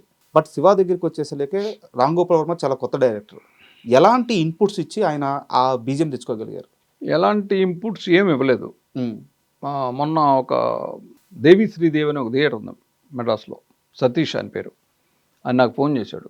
నాదేదో ఇంటర్వ్యూ చూసి నన్ను 40 ఏళ్ళు వెనక్కి తీసుకెళ్లారంటే అన్నాడు. నేను ఎప్పుడు తీసుకెళ్ళాను బాబు, నేను ఇక్కడే ఉన్నాను కదా, నేను ఎక్కడ తీసుకెళ్ళానంటే అది ఆయన నా ఇంటర్వ్యూ చూసి చెప్పాడు. అతను చెప్పింది ఏంటంటే ఇళయరాజా గారు దేవి శ్రీదేవి థియేటర్లో డబుల్ పాజిటివ్ చూస్తే ఈవెన్ డైరెక్టర్ని కూడా లోపలికి ఉండొద్దు అంటాడు. ఆయన డబుల్ పాజిటివ్ చూసి కారు ఎక్కువ అన్న మనిషి సెల్వమణి అట. ఫస్ట్ సెల్వమణిని కారు ఎక్కించుకొని తీసుకెళ్ళాడు రికార్డింగ్ థియేటర్కి. మిగతా వాళ్ళని రేపు సాయంకాలం, రేపు పొద్దున థియేటర్కి వచ్చేయండి, రీ రికార్డింగ్ స్టార్ట్ చేద్దామని అని చెప్పేసి వెళ్ళిపోతాడు. ఓకే. సెల్వమణిని ఎక్కించుకున్నాడు. నెక్స్ట్ రామ్ గోపాల్ వర్మని ఎక్కించుకున్నాడు. ఎక్కించుకొని మాట్లాడుకుంటూ, అంటే ఆయన అది సినిమా చూసి ఇన్స్పైర్ అయ్యి ఆయన కారు ఎక్కించుకొని తీసుకెళ్ళాడు. వాళ్ళిద్దరి మధ్య ఏం మాట్లాడుకున్నారు మళ్ళీ నాకు తెలియదు. అది వాళ్ళిద్దరు ఎవరు అని చెప్పాలి. అక్కడ కూడా హిప్నటైజ్ జరిగిందా? సినిమా చూసి ఆయన సినిమా చూసి ఫీల్ అయ్యాడు. నేను ఎంత ఫీల్ అయ్యాను, ఇలా చేద్దాం అనుకుంటున్నాను, అలాంటిది ఏదో జరిగింది. తర్వాత ఇంకొక డైరెక్టర్ పేరు చెప్తారు, నేను ప్రియదర్శి అనుకుంటా, ప్రియదర్శన్ మలయాళ డైరెక్టర్. ఈ ముగ్గురినే ఆయన కారు ఎక్కించుకున్నది. ఓకే. సినిమా చూసి డబుల్ పాజిటివ్ చూశాక రీ రికార్డింగ్ చేసే ముందు. మిగతా అంటే ఏ సినిమా డైరెక్టర్ని నేను లెక్క చేయడం ఆయనకున్న ఒక లక్షణం అది. అండ్ శివ సినిమా విషయం పక్కన పెడితే మీ కెరీర్ విషయానికి వస్తే సార్, మిమ్మల్ని ఎప్పటికీ నా దగ్గరే ఉండిపోమని చెప్పేసి ఆర్జీవి గారు అడిగారు. సో లేదు నేను డైరెక్టర్ అవ్వాలని చెప్పి మీరు అన్నారు. ఈ ఆఫర్ నువ్వు ఇస్తున్నావు నాకు అనుకున్నా. సో ఆర్జీవి గారు ఫస్ట్ మీకు ప్రొడ్యూస్ చేస్తాను అన్నప్పుడు వెంటనే మీకు కలిగిన ఫీలింగ్ ఏంటి? తను అడిగాడు, నాగేశ్వరరావు మీరు నాకు కూడా ఉండండి. నాగేశ్వరరావు అంటాడు అండి అంటాడు, కూడా ఉండండి, సినిమాకి మీరు ఎంత అమౌంట్ కావాలో అంత తీసుకోండి. అంటే బడ్జెట్ పెరుగుతూ ఉంటాయి కదా, ఇంకా మీరు ఎగ్జిక్యూటివ్ ప్రొడ్యూసర్గా ఉంటారా, ప్లాన్ చేసి మొత్తం సెట్లో ఉండి చేసుకుంటారా, అది మీ ఇష్టం, ఎలాంటి కార్డు అంటే అలాంటి కార్డు, నాకు కూడా ఉండండి అన్నాడు. లేదు రాము, నేను డైరెక్టర్ అవ్వాలని వచ్చాను, డైరెక్టర్ అయ్యి ఒకవేళ అదేం తాడాబడి వస్తే అప్పుడు మళ్ళీ వస్తాను, బట్ నా సినిమా పోవాలని కోరుకోవద్దు మీరు అని నేను తను అడిగితే, 3వ రోజు నేనే ప్రొడ్యూస్ చేస్తాను నాగేశ్వరరావు, మా వాళ్ళంతా వస్తున్నారు, పెట్టెలు తీసుకుని వస్తున్నారు డబ్బులతోటి, నేను ప్రొడ్యూస్ చేస్తాను, మీరు డైరెక్ట్ చేయండి అన్నాడు. సో అలా ఆ సినిమా స్టార్ట్ అయింది. అంటే వెంటనే ఫస్ట్ ఛాన్స్ అయితే ఖచ్చితంగా ఒప్పుకుంటారు, బట్ మీకు కలిగిన ఫీలింగ్ ఏంటి? అంటే నిన్నగాక మొన్న వచ్చి ఒక సినిమా తీసాడు, వెంటనే నాకు సినిమా నేను అంత నెగిటివ్గా ఏం ఆలోచించాను అసలు. ఎందుకంటే నేను డైరెక్టర్ అవ్వాలనుకుంటున్నాను, తను డైరెక్షన్ ఛాన్స్ ఇస్తానన్నాడు. ఇంకో మనిషి దగ్గరికి వెళ్ళి బెల్లు కొట్టి వాడికి కథ చెప్పి ఒప్పించి చేయడం కంటే ఇది సుఖం కదా. ఇంకోటి ఏంటి, నా గురించి బాగా తెలుసు, ఆల్రెడీ శివ అయిపోయింది, క్షణక్షణం జరుగుతుంది. అవును. సో సో నాకంటే ఇంతకంటే ఎక్కువ తెలిసిన మనిషికి నేను కన్విన్స్ చేసి చెప్పడం కష్టం కదా. సో ఇది నాకు చాలా కంఫర్ట్ జోను, హ్యాపీగా ఫీల్ అయ్యా. మనీ కంటే ముందు మీరు ఆర్జీవికి వేరే కథ చెప్పారట, అదేం కథ? అది ఒక కథ, అది ఒక ఇన్సూరెన్స్ బ్యాక్గ్రౌండ్లో, అది కూడా కామెడీయే. అయితే ఇన్సూరెన్స్ డబ్బుల కోసం తన భర్త చనిపోయాడని వాడిని దాచిపెట్టేసి చేస్తూ ఉంటుంది, అలాంటి కథ ఒకటి. ఓకే. అది చూశాక ఇది బాగుంది, ఇంకొకసారి తను ఒక సినిమా చెప్పి రూత్లెస్ పీపుల్ అది చూడమన్నాడు. చూసి రెంట్లో మీకు ఏది నచ్చితే అది చేద్దామంటే నాకు ఇది బెటర్గా అనిపించింది, దీనిలో ఎక్కువ ట్విస్ట్లు ఉన్నాయి. సో దాన్ని సరే దీని మీద వర్క్ చేయండి అంటే నేను ఒక 5-10 డేస్లో ఒక వెర్షన్ చెప్పేశాను. అది తనకు నచ్చింది, అలా మొదలైంది ఆ సినిమా. శివ మూవీలో ఏ ఆర్టిస్ట్ని అయితే మీరు వద్దు అన్నారో అదే ఆర్టిస్ట్ని మీ మొదటి హీరోగా పెట్టుకొని సినిమా తీయాల్సి చిన్న. అవును. ఎందుకు అలా డిసిషన్ తీసుకోవాల్సి వచ్చింది? ఎందుకు అలా ఉంది, అప్పుడు నేను పొరపాటు పడ్డాను, ఇతను మంచి ఆర్టిస్ట్ కాదని. శివ చేసేటప్పుడు ఇతను మంచి ఆర్టిస్ట్ అని ఫిక్స్ అయ్యాను. ఇంకోటి అతనికి నాకు బాగా సాన్నిహిత్యం పెరిగింది, కంఫర్ట్ జోన్ ఉంది. జేడి చక్రవర్తి, వాళ్ళిద్దరూ నాతో చాలా హాయిగా ఉంటారు. సో డైరెక్ట్ చేసే మనిషికి ఎదురుగా కెమెరా ముందున్న ఆర్టిస్టులతో కంఫర్టబిలిటీ ఉంటే బెటర్ ఇన్పుట్ వస్తుంది. చిన్న కోరిక కూడా ఏదో మీరు తీర్చారట శివ సినిమా అప్పుడే. కోరిక మీ దగ్గరికి వచ్చి ఒక రిక్వెస్ట్ చేశారంట, ఇప్పటిదాకా ఫ్లైట్ ఎక్కలేదు నేను, ఒక్కసారి అదే ఫ్లైట్ ఎక్కలేదు అనేవాడు ఎప్పుడు. నిన్ను ఫ్లైట్ ఎక్కిస్తాను చిన్న నేను అని చాలా ఎక్స్టెంపోర్ట్లో మాట్లాడినమాట.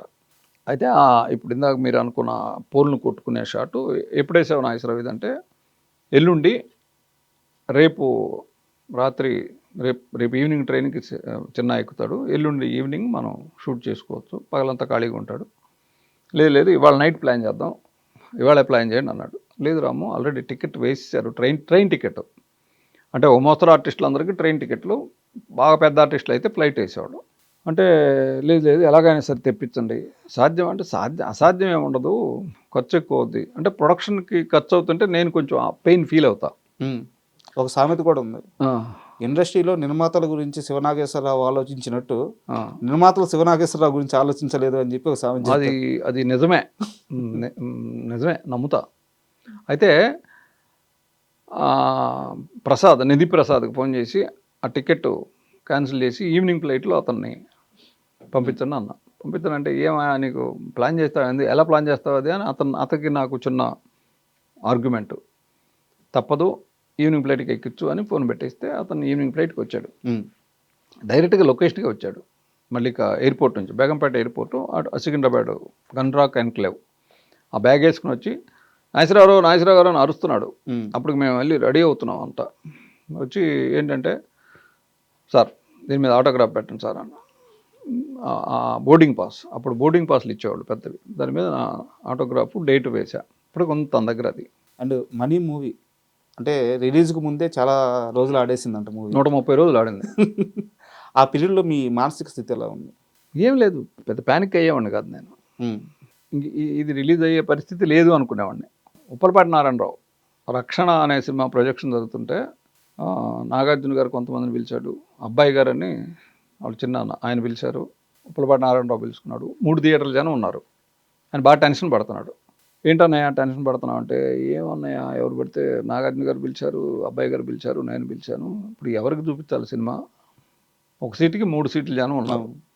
ఓ పని చేయని అందరిని పైకి పంపించి కూర్చోబెట్టి పైన మనీ ప్రింట్ ఉంది వేసేయి, మనీ చూడని వాడు లేడు అప్పటికి హైదరాబాద్లో, వెళ్ళిపోతారు, చూసాం కదా అని సగంలో వెళ్ళిపోతారు, నీకు కావాల్సిన వాడిని పట్టుకొని పక్కలాగు, అప్పుడు రక్షణ వేసుకో అని చెప్పా. వద్దన్నయ్య నీ సినిమా మీద నువ్వు అలా జోకులు వేసుకోవద్దు అన్నాడు. అంటే తప్పే ఉందన్నయ్య దాంట్లో, అది నీకు సలహా చెప్పాను అన్న. అంటే అంత క్యాజువల్గా తీసుకునేవాడు నేను అంటున్నా. మీ కెరీర్ విషయానికి వస్తే సార్, అంటే మీరు ఇప్పుడు డైరెక్ట్ కాకముందు ఎర్లీ స్టేజ్లో 2 సినిమాల్లో యాక్ట్ చేశారు జూనియర్ ఆర్టిస్ట్ లాగా. అది ఆకలి రాజ్యం, సినిమా పేరు ఆకలి రాజ్యం కాదు, మీ ఆకలి కాపీ పేట్కా సవాల్. అది సన్నాయప్పన్న అనే ఒక సినిమా, బట్ కెమెరాకి దొరకకుండా దూరంగా ఉండేవాడిని అక్కడ, బురిపాలెం బొల్లాడు. డైరెక్టర్ బీరం మస్తానరావు గారు, ఆయన తర్వాత నేను డైరెక్టర్ అయ్యాక నాకు బాగా క్లోజు. సార్ మన ఇద్దరు ఫస్ట్ పిక్చరు, మన ఇద్దరికి మొదటి సినిమా ఒకటేనండి మీకు తెలుసా అన్న. అదేంటి అన్నాడు, మీ సినిమా బురిపాలెం బుల్లాడు ఫస్ట్ సినిమా కదా మీకు అన్న. అవునా, నాకు కూడా అదే మొదటి సినిమా. అదేంటి అన్నాడు, దాంట్లో జూనియర్లో నుంచున్నానండి అన్న. భలేవాడుగా నువ్వు పెద్దాన్ని అని ఆయన మా గుంటూరే ఆయనది కూడా. ఎంత ఇచ్చేస్తారు అప్పట్లో? 3 రోజులకు 100 రూపాయలు ఇచ్చేవాళ్ళు. ఓకే. అండ్ మీ కెరీర్ స్టార్టింగ్ విజయ నిర్మల్ గారి దగ్గర చాలా ఎక్కువ సినిమాలు చేశారు. సో విజయనగరం గారి దగ్గర తక్కువ, 2 భోగిమంటలు, అంతం కాదు ఆరంభం, 2. సో వారి వర్కింగ్ స్టైల్ ఎలా ఉండేది? ఆవిడ పని రాక్షసి, ఆవిడే నిర్మాత బాగుండాలి అంటే. కోర్స్ నేను పనిచేసిన ఎక్కువ మంది డైరెక్టర్లు, మత్సూన్ రావు గారు కానీ, సిఎస్ రావు గారు కానీ, విజయనగరం గారు కానీ, ప్రొడ్యూసర్ క్షేమం ఎక్కువ చూసేవాళ్ళు. ఆ టైంలో కృష్ణ గారితో మీకు బాగా గుర్తుండిపోయే ఇన్సిడెంట్ ఏదైనా చెప్తారా? అలాగే కృష్ణ గారిని కూడా మీరు బాగా ఇమిటేట్ చేస్తారంట. కృష్ణ గారిని నేను పెద్దగా కృష్ణ గారిని ఎవరైనా ఇమిటేట్ చేయగలరు. ఇప్పుడు మీ కెమెరా పట్టుకుని ఆయన కూడా చేయగలరు. ఆయన మాట్లాడే విధానం అలా ఉంటుంది. ఆయనకి ఒక్క షూటింగ్లో అంటే ఎప్పుడు మా మేడం ఏం చెప్తే అది వినేవాడు. ఒకే ఒక పర్టికులర్ దాంట్లో గడ్డం పెట్టేసి ఆయనకి కన్వర్లాల్, అంతం కాదు ఆరంభం, డబుల్ యాక్షన్. ఓకే. ఒకదానికి గడ్డం ఉంటుంది, ఒకదానికి గడ్డం లేదు. సో ఈ గడ్డం అంటించినప్పుడు ఏంటంటే గమ్ పెట్టి, ఇప్పుడున్నంత టెక్నాలజీ అప్పుడు లేదు. ఈవెన్ రామారావు గారికి కూడా గడ్డం పెట్టేటప్పుడు గమ్ అంటించి దాని మీద ఎలా గట్టిగా ఒత్తారు. అది స్పిరిట్ ఉంటుంది దానిలో. అది చర్మాన్ని బాగా అంటే వేడి, ఒక రకమైన ఇరిటేషన్ ఉంటుంది. సో ఆ గెటప్ వేస్తే మాత్రం వెంటనే షూట్ చేయాలి. లేకపోతే ఎప్పుడు మా విజయనగరం గారు చెప్పింది ఆయన వినేవాడు. గడ్డం పెట్టినప్పుడు మాత్రం ఆయన ఏం చెప్తే అది ఈవిడ విని సాధ్యమైనంత తొందరగా దాన్ని ఫినిష్ చేసేవాడు. ఓకే. అదొకటే ఆయనకి కోపం. అండ్ మీరు అసిస్టెంట్గా కానీ లేకపోతే కోఆర్డినేటర్గా నాకు ఐడియా లేదు సార్, లెనిన్ బాబు గారి దగ్గర వర్క్ చేశారు. మరో కురుక్షేత్రం మన తమ్మారెడ్డి భరద్వాజ్ గారి బ్రదర్. అవును. అండ్ దానికి ముందు ఇప్పుడు మీరు తీసిన సినిమా కూడా అప్పటికి రిలీజ్ అవ్వాల. తమ్మారెడ్డి గారు మీకు ఛాన్స్ ఇచ్చేటప్పటికి మనీ కూడా రిలీజ్ అవ్వాల. అవును. సో తమ్మారెడ్డి గారు మిమ్మల్ని ఎందుకు అంత గట్టిగా నమ్మడానికి కారణం ఏంటి? 1/2 నేను అసిస్టెంట్గా జగన్నాథరాజ్ చక్రాలు పనిచేశాను వాళ్ళ సినిమాకి. ఆయన దానికి నిర్వాహకుడు, వేరే ప్రొడ్యూసర్లు, చరిత్ర ఆయన బ్యానర్ కూడా. సో నేను పనిచేసినప్పుడు ఆయన అబ్జర్వ్ చేశాడు నన్ను. అంటే మిగతా వాళ్ళు పనిచేసేదానికి నేను పనిచేస్తే నేను ఏ పని చేసినా మనసు పెట్టి చేస్తాను. అంటే మిగతా వాళ్ళు చేయరని కాదు, నేను ఎక్కువ ఇన్వాల్వ్ అయిపోతాను. అంటే నా పర్సనల్ ఇవన్నీ పక్కన పెట్టి ఆ పని ఏదైతే ఉందో దానికే ఎక్కువ టాప్ ప్రయారిటీ ఇస్తాను. సో అప్పుడు ఆయనకి నేను నచ్చా, నేను డైరెక్టర్ని చేస్తాను అన్నాడు. అన్న తర్వాత ఆయన ఒక సినిమా అనౌన్స్ చేశాడు. అదేంటన్నయ్య నన్ను డైరెక్షన్ చేద్దామని మీరు చేశారు, మన్మథ సామ్రాజ్యం. లేదు నేను డైరెక్టర్ని చేసి నేను మెడ్రాస్ నుంచి వెళ్ళిపోతాను అనేవాడు. మనీ సినిమా చూసి ఆయనకు కూడా నచ్చలే మనీ. ఓకే. మనీ చూసి నచ్చిన వాడు ఎవడు లేడు హైదరాబాద్లో. ఓడియన్ థియేటర్లో రిలీజ్ అయినప్పుడు మాత్రం నచ్చింది. ఆర్జీవీ కన్నా నచ్చిందా మనీ? అది ఇందాక శివ గురించి మీ ఒపీనియన్ ఏంటి, ఆడుద్దా లేదా అనేది ఒక దశలో పోద్దాయి. ఎందుకంటే నంబర్ ఆఫ్ ప్రొజెక్షన్ వేసి ఎవరికి నచ్చట్లేదు. జీవిత రాజశేఖర్ గారు వాళ్ళ సినిమా చూసి బ్రహ్మానందం వేషాన్ని రామిరెడ్డితో వేస్తే భలే ఉండేది అన్నారు. అంటే మేము కామెడీ అనుకుని తీసాం, వాళ్ళు చాలా సీరియస్గా ఆ సినిమాని చూశారు.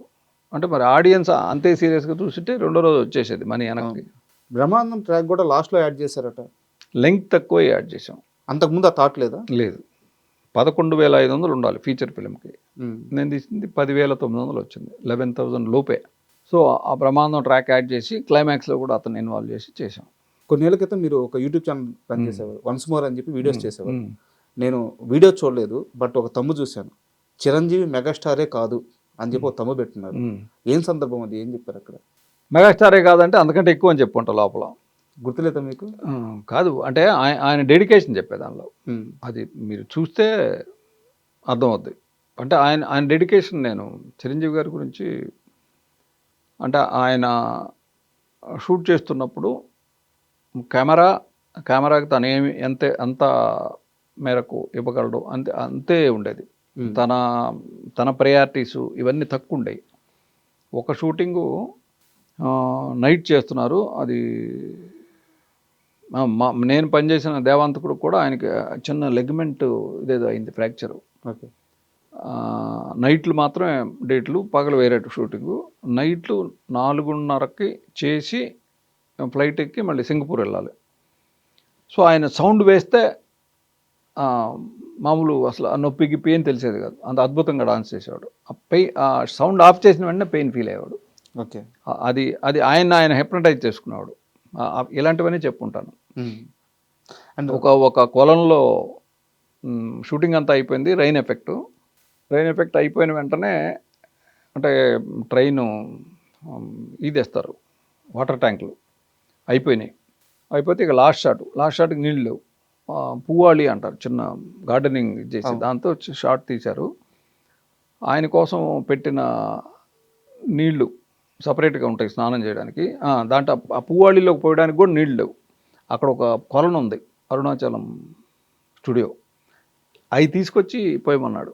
అవి మామూలుగా ఇప్పుడున్న వాళ్ళు ఎవరో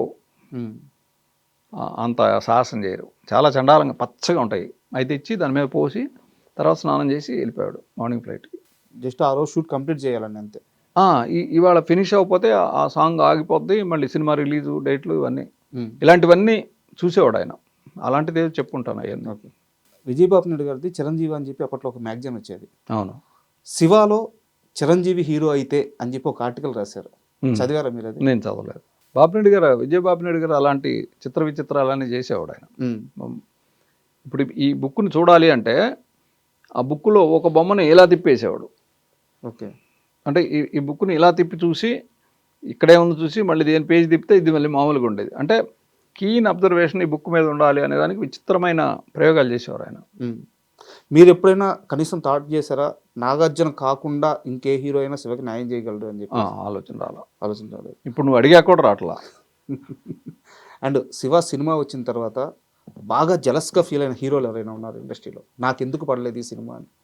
అంటే నేనే పూర్తిగా చెప్పలేకపోతున్నా నా గురించి. ఇది నేనేం ఫీల్ అయ్యాను, ఇంకో హీరో ఏం ఫీల్ అయ్యాడో నేను ఎలా చెప్పగలను? వెంకటేష్ గారు అందరూ ఫీల్ అయ్యి ఉంటారు. అంటే ఇప్పుడు ఈ సినిమా నాకు ఇస్తే నేను చేసేవాడిని కదా అని అనుకుంటారు. అంటే కాంటెంపరీగా అప్పుడున్న సమకాలీన సమవయస్కుల్లో ఉన్నవాడు ఆయన వెంకటేష్ అయి ఉంటారు. బట్ ఆయన కూడా మధ్యలో ఏదో జోక్గా అన్నాడు కానీ, అంటే నేను బయట వినడం ఎక్కడో. అంతేగాని ఇప్పుడు ఏ హిట్ సినిమా వచ్చినా కానీ ఇంకో 3-4 హీరోల కాంపౌండ్లో ఇది మనం చేస్తే బాగుండేది కదా అని అనుకుంటారు. ఏం దానికి సహజం. And thank you very much sir. Okay. 36 ఏళ్ళ తర్వాత శివ మళ్ళీ రిలీజ్ కాబోతుంది.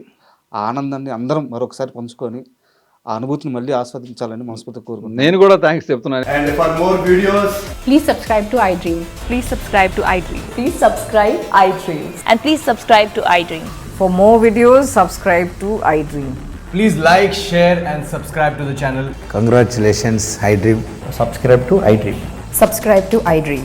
So subscribe to iDream Media.